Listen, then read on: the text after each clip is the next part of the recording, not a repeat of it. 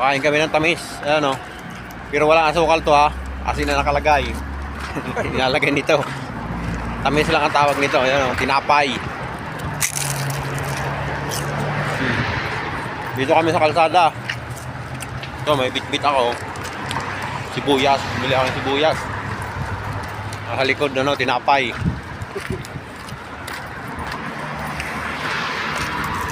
Wow. Tinapay.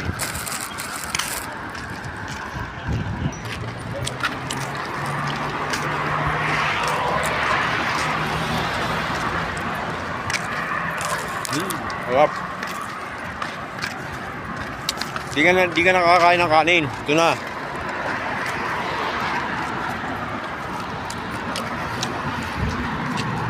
Yung iba ang katapat nito